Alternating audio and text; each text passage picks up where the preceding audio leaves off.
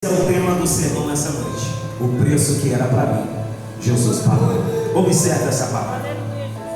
A Bíblia Sagrada diz que Deus enviou a Jesus Cristo por amar todo mundo. Isso está registrado nas cartas de João, capítulo 3, versículo 16. É um dos versículos mais conhecidos no meio da igreja, porque Deus amou o mundo de tal maneira que deu o seu Filho unigênito para que todo aquele que nele crê não pereça, mas tenha vida eterna. É por causa desse maravilhoso amor que hoje nós estamos aqui, presentes para glorificarmos e adorarmos a Deus. A Bíblia Sagrada diz que a carta aos Gálatas, capítulo 5, verso 13, Paulo está dizendo: porque a vós foi dado a liberdade, mas não useis da liberdade para dar lugar à carne. Se Paulo está dizendo que para nós foi dado a liberdade, essa liberdade foi adquirida através de um inocente que morreu e se entregou na cruz do Calvário para que hoje nós pudéssemos estar aqui. Você é livre, como um passarinho, não dentro de uma gaiola, mas como fora da gaiola você pode voar, porque Jesus te fez livre. E a Bíblia Sagrada diz que Jesus veio à terra e esperou 30 anos para que o seu ministério se iniciasse. Depois que é chegado aos 30 anos de idade, ele começa a observar e a separar homens que estariam com ele, para que a obra, depois que ele fosse ascendido ao céu, desse continuidade. Entre esses homens estava um dos principais, que era Simão, que foi convertido o seu nome para Pedro. A Bíblia Sagrada diz que quando Jesus é ascendido ao céu, é assunto aos céus, agora Simão Pedro toma o controle da igreja primitiva, e ali se inicia-se uma grande obra. Mas a Bíblia Sagrada diz que havia 12 homens que estavam com ele, entre eles havia um traidor, e a Bíblia Sagrada diz que esse era Judas Iscariotes. Mas a Bíblia Sagrada diz que para compor o grupo dos 12, a Bíblia Sagrada diz que Pedro ora com a congregação e pede para que agora o Espírito de Deus revele quem seria o próximo homem que iria compor a mesa.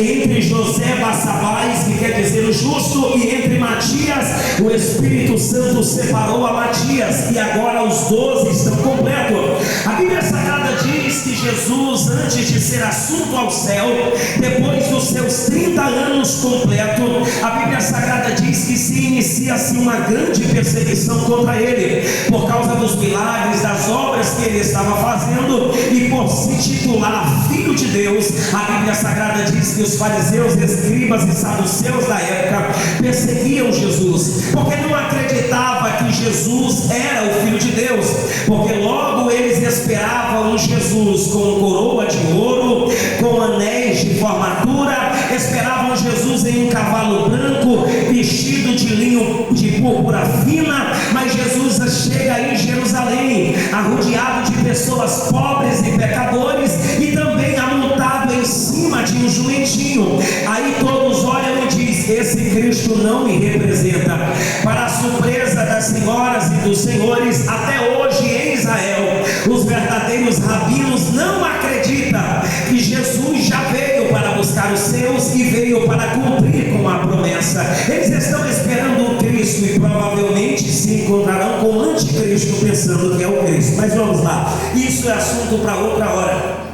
A Bíblia Sagrada diz que agora Jesus está fazendo a obra, mas chega um determinado momento em que Jesus começa a ser perseguido, e ele começa a preparar a mesa e colocar pães, e começa a colocar vinho e dizer: isso é o meu corpo que será repartido por vós, beba deste cálice, porque este será o meu sangue do Novo Testamento. Olha, eu serei esbofeteado, eu irei ser envergonhado, serei preso e por final serei morto. A Bíblia Sagrada diz que os últimos momentos de Jesus, ele não está preso dentro de uma casa depressivo, não. A Bíblia Sagrada diz que ele chama os discípulos para orar, e eles não vão só para um monte, eles vão para um jardim chamado Getsemane. A Bíblia Sagrada diz que era um lugar muito lindo, que até hoje existe em Israel, cheio de muitas flores e árvores, e a Bíblia Sagrada diz que Jesus estava com a sua alma angustiada, porque sabia o tamanho do preço que teria que pagar por causa de nós pecadores. A Bíblia Sagrada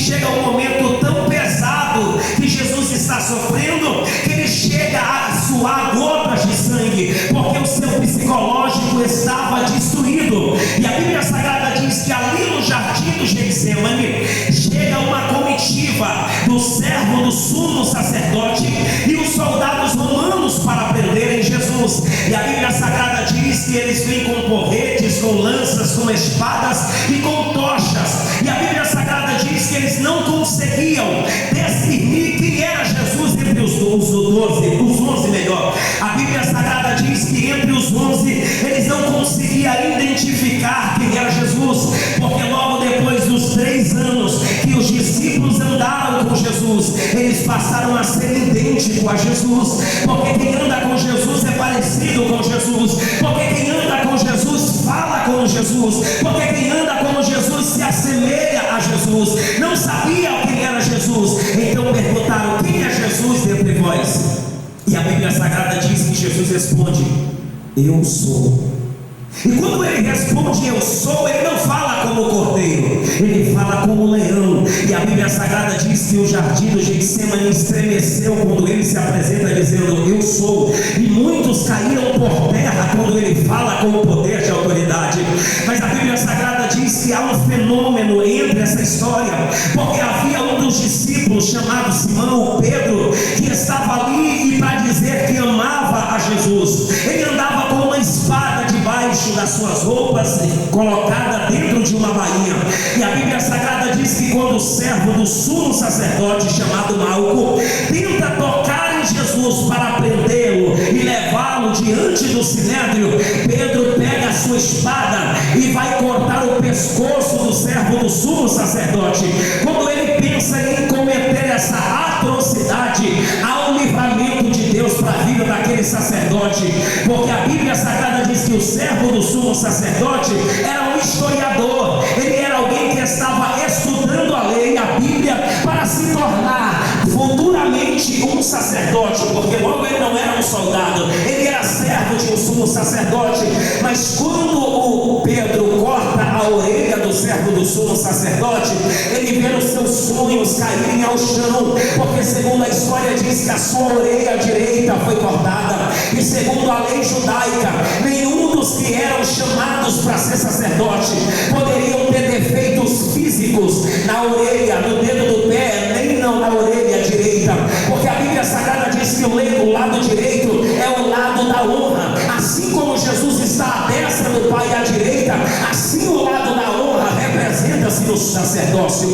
Mas quando ele perde a sua orelha, ele não perde só um membro do seu corpo, ele vê os seus sonhos no chão, ele vê noites de estudo, lágrimas, desejo, vontade, sonho de se tornar um sacerdote caído no chão. Mas eu venho essa noite declarar: talvez você encontrou com alguém que tentou te desmotivar, que tentou destruir seus sonhos, que tentou cortar a tua orelha para dizer: você não vai chegar lá. Mas eu vim essa noite para declarar: Deus está trazendo de volta o que roubaram de você. Deus está colocando no lugar o que estava fora do lugar, porque a Bíblia diz, pastor Rubenilson, que quando a orelha está no chão e ele está com medo, chorando e pensando que o sonho acabou, aquele que era para ter raiva do servo do sumo sacerdote chamado Malco não tem raiva, ele demonstra amor, porque Jesus poderia dizer: esse camarada veio para me prender, então eu vou deixar ele aleijado. Mas Jesus sabe o sonho que havia nele, e Jesus não é quem serve Deus, não é um Deus que deixa os seus sonhos serem interrompidos porque não acredita em você.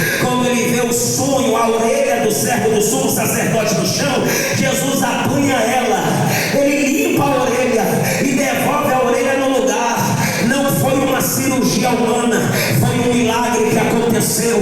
E Jesus está dizendo para Pedro: embainha a tua espada e guarda ela, porque quem coloca a mão na espada e com ela luta, com ela será morto. Jesus estava querendo dizer: Pedro, se você me ama, não precisa de espada, não precisa de revólver, não precisa de arma, apenas faz a minha obra, vem para a minha presença, porque você demonstrará que vai me amar. Quer dizer que ama Jesus, quer mostrar para o mundo que você ama Ele, não precisa discutir de religião, não precisa mostrar que é mais crente do que as pessoas, não precisa criticar quem não é crente, mostra na presença, mostra perseverando, mostra orando, mostra buscando, mostra congregando, mostra dizimando.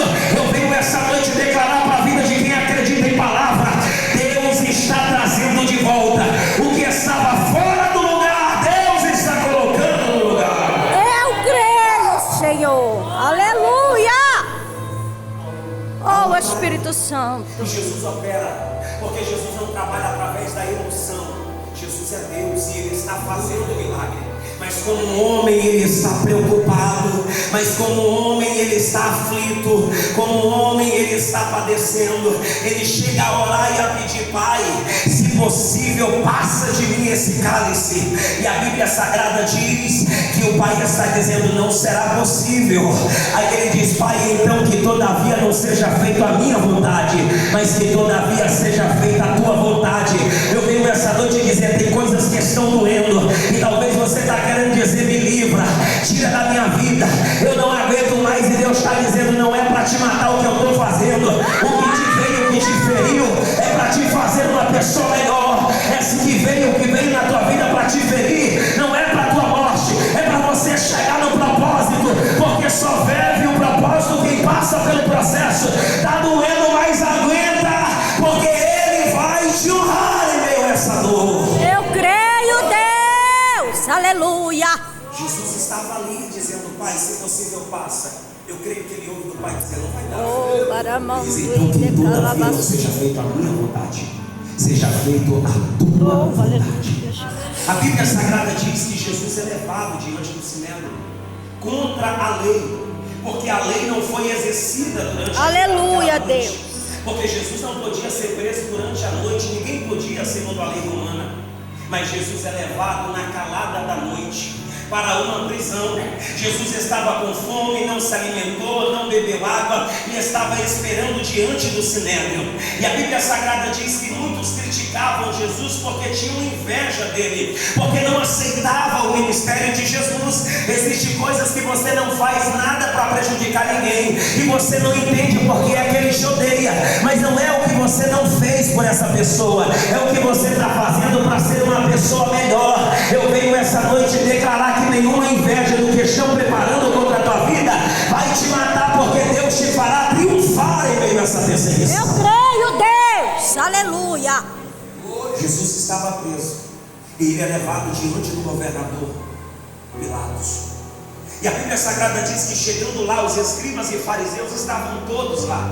Os sacerdotes estavam todos lá, porque os religiosos sempre estão em lugares de confusão, porque os religiosos não estão lá para saber se ele vai ser livre. Os religiosos estão lá para criticar, porque crente que é religioso, ele não vem para o culto para adorar, ele vem para ver veste. Porque crente que é religioso, ele não vem para o culto para servir, para ser cheio e para ser abençoado. Ele vem para ver o que está acontecendo. Mas eu creio que essa noite não tem nenhum religioso aqui, mas tem adorador de Jesus.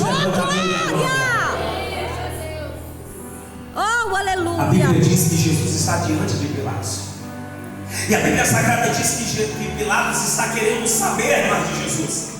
E ele está dizendo: és tu, Jesus, o Messias, a qual eles estão dizendo?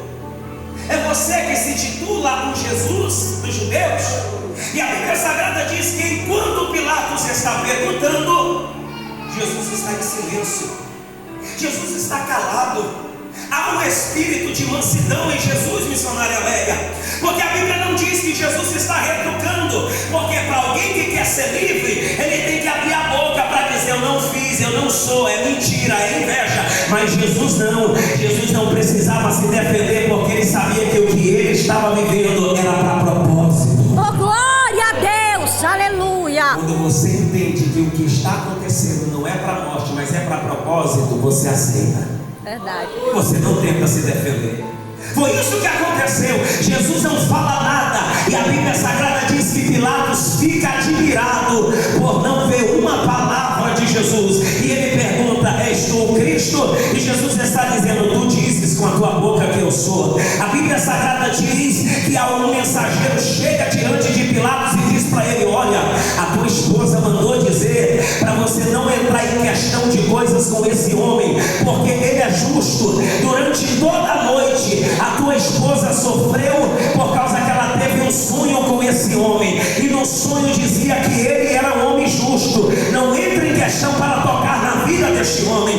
A Bíblia Sagrada diz que naquele momento Pilatos até tenta livrar Jesus. Pilatos não quer ver Jesus morrer, porque sabia que era inveja dos outros grupos políticos e religiosos. A Bíblia Sagrada diz que Pilatos então tem um plano, e ele diz: eu vou livrar Jesus. Aí ele começa a dizer: diz para mim, você disse por aí que era o Filho de Deus? E Jesus está em silêncio. Chega um momento que ele próprio está perguntando e se respondendo. Ele diz: você não sabe que eu tenho o poder de te livrar e te tirar daqui? Jesus olha para ele e diz: deixa eu lhe dizer, o poder que você tem, você não teria se não fosse dado pelo meu Pai que está no céu.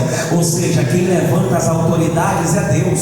Jesus estava querendo dizer: o que você tem foi meu Pai que te deu, porque se você não tivesse, era Deus que não tinha te dado. Mas se você tem, foi meu Pai que te prestou esse poder, essa posição e essa autoridade. Jesus está calado e ele fica maravilhado. Aí ele quer livrar Jesus dizendo: olha, na lei dos judaicos eu vejo que está chegando uma festa, e nessa festa existe uma liberdade de pessoas que estão presas, chamada de Páscoa ou também de Jubileu. Era um ano, uma vez no ano, que havia essa festa que dava para se libertar as pessoas que estavam presas, porque nessa data era uma data que se fazia comemorações de coisas boas, e para demonstrar que eles estavam gratos pelo que Deus fazia, eles davam liberdade aos que estavam presos. Aí a Bíblia Sagrada diz que Pilatos aproveita e diz: a Páscoa está chegando, então vamos libertar este homem. Aí a Bíblia Sagrada diz que Pilatos está dizendo: eu lembro que aqui tem um homem que está preso, traga ele até cá e vamos ver quem eles vão escolher. Está com a multidão, porque logo a multidão é a voz de Deus. É verdade ou não é? A multidão é a voz de Deus, sim ou não? Não. Sim ou não? Não. Sim ou não? Não. Eu ainda não entendi, sim ou não? Não. Não. A voz do povo não é a voz de Deus? Não. Sim ou não? Não. Hã? Não. Tem alguém acordado aí? Sim ou não? Não. Eu creio que não. Porque se a multidão e a voz do povo fosse a voz de Deus, eles não tinham matado o inocente. Olha para a Bíblia. A multidão estava comprada, vendida, pastor, diz a Bíblia. A Bíblia Sagrada diz que enquanto Pilatos está perguntando: quem vós quereis que eu soltares?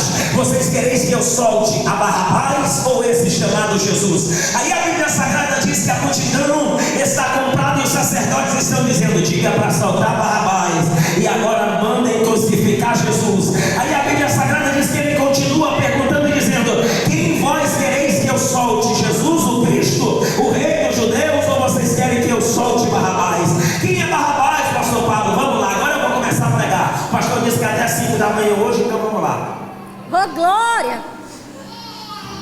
Barrabás era um ladrão, perigoso, bandido, discriminado pela sociedade. Estava preso porque estava pagando pelas suas barbaridades que tinham cometido fora da cidade. Aí a Bíblia Sagrada diz que quando Jesus está ali do lado de Barrabás, ele está sendo comparado com alguém que não valia nada, um homem que era justo, que a única coisa que fez foi curar os doentes, foi curar os leprosos, foi dar pernas para os aleijados, foi dar visão para quem era cego, foi ressuscitar quem estava morto. É por isso que ele estava sendo condenado. Mas todas as vezes que eu olho para esses dois personagens, servo de Deus, eu não me vejo na pessoa de Jesus, porque a gente crente às vezes quer dizer que até eu sou Jesus na história, mas não é. Aqui na história nós somos Barrabás, porque quando nós olhamos para Barrabás, nós nos identificamos com ele, porque autoramente nós estávamos longe de Deus, nós vivíamos no pecado, nós vivíamos na prostituição, nós vivíamos distante de Deus. Aí chega alguém do meu lado que é justo, que não cometeu pecado, e alguém está me comparando com ele. Eu quero dizer que ninguém se assemelha ao Cordeiro de Deus. Ele é santo, ele é poderoso, ele é limpo, ele é justo. Mas alguém está dizendo: quem vós quereis que eu solte? A Jesus ou a Barrabás? A multidão grita: solte a Barrabás e crucifique a Jesus. Aleluia. Eles não mandaram prender Jesus porque logo Pilatos não queria matar Jesus. Ele está dizendo: quem vós quereis que eu solte? A Jesus ou Barrabás? A multidão não queria que Jesus fosse preso, a multidão queria que Jesus fosse morto. A Bíblia Sagrada diz que eles estão gritando e dizendo: crucifica Jesus e solte a Barrabás. Todas as vezes que eu olho para essa história, eu me vejo no personagem Barrabás, porque outroramente nós éramos errados, outroramente nós vivíamos longe de Deus, no pecado, longe, distante, fazendo tudo que não era do agrado de Deus. E talvez você também estava na mesma fila da morte, mas eu venho dizer que todas as vezes que o preço era para mim e para você pagar, Jesus veio para nos mostrar que Ele é maior do que a condenação que está sobre nós. Barrabás estava no corredor da morte, mas não é por acaso que Jesus entra na história, não. Jesus entra na história para dizer para mim e para você: quando tudo parecer o fim, eu vou chegar para te salvar, eu vou chegar para trocar de lugar com você. Você pode glorificar essa noite porque Ele tomou o teu lugar, porque Ele morreu por ti, porque Ele foi esbofeteado por você e porque Ele padeceu por causa das minhas e das suas coisas. Glória a Deus, aleluia. Aí estão dizendo: solte a Barrabás e crucifica Jesus. A Bíblia Sagrada diz que eles soltam a Barrabás. Eu não vejo em nenhum momento do capítulo 27, versículo 11 da história, dizer que Barrabás está agradecendo a Jesus. Ele poderia dizer: obrigado, Jesus, porque o Senhor chegou para salvar a minha barra, para livrar a minha vida da morte. Outroramente nós éramos Barrabás, estávamos no corredor da morte, confinado no corredor da morte. Aí Jesus vem para dizer: eu prefiro morrer no teu lugar do que te ver morrer. Sabe por que é que você está aqui? Porque Jesus preferiu estar no teu lugar. Era para mim e para você estar lá, ser levado para a morte, para ser crucificado, para apanhar, para ser chicoteado. Mas Ele disse: nos meus filhos eu não toco. Alguém olha para Barrabás e diz: é um criminoso, é um homem de alta periculosidade. Mas olha quem é que está lá: é Jesus. Eu quero dizer que todas as vezes que estivemos em pecado, com uma vida bagunçada, longe, distante de Deus, Jesus chegou lá para dizer: eu pago o que Ele está devendo, mas libera Ele. Eu vejo Jesus entrando na história, não só para libertar Barrabás, mas para salvar ele da morte. Sabe por que é que você está todo bonitinho, perfumado hoje aqui? Porque Jesus tomou o teu lugar e disse: não toca nele, deixa meu amigo ir, deixa minha amiga ir. Nós éramos o Barrabás que era para morrer, mas ele entrou na história para dizer: eu não vim para te ver morrer, eu vim para te salvar. Eu vim para te salvar, eu vim para te salvar. Hoje você pode adorar, porque Ele tomou o teu lugar naquela cruz. Oh, glória! Aleluia, Jesus. Santo e exaltado seja teu nome, Jesus.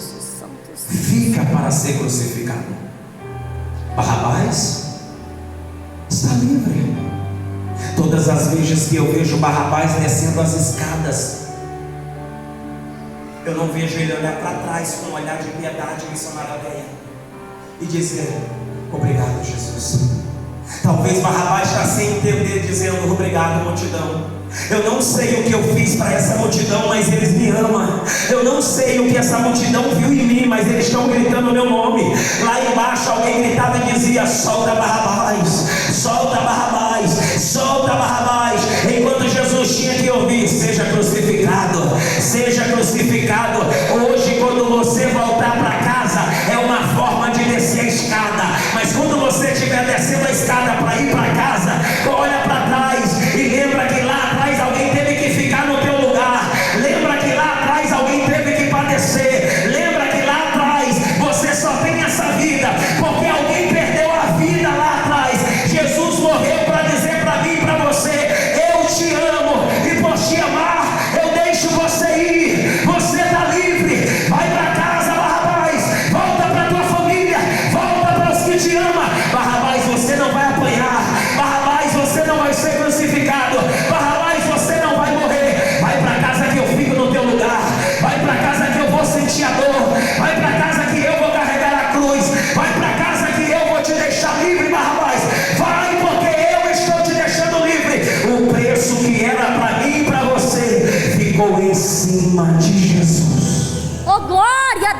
Jesus. Aleluia. Calamando, rebe, aquela macheia. Deus tem muitas coisas a fazer, mulher. Levanta a mão direita. Olha aqui. Deus tem muitas coisas para fazer. E Ele está dizendo que a boa obra que Ele começou não se completou ainda. E é por isso que às vezes há uma perturbação que tenta invadir a tua alma, porque você pensa que a obra que começou não vai se finalizar. Mas Deus não é obra de prefeitura que começa e depois abandona. Não, a obra que Ele começou vai completar na tua vida, vai completar na tua casa, vai completar no que é teu. Deus manda dizer: serva minha, eu vejo a tua oração e a tua humilhação. Tu acha que eu deixei de te ouvir um só segundo? Eu não deixei, porque se você não tivesse de joelhos lavados por aquela casa, ela já tinha desmoronado. Mas eu venho essa noite declarar: o alicerce daquela casa sou eu, e ela não vai desmoronar. Deus manda dizer para ti: eu sou o alicerce, eu estou colocando aquela casa de pé, eu estou sustentando. Tem soprado vento, tem vindo chuva, tem vindo tempestade, mas Deus manda dizer: não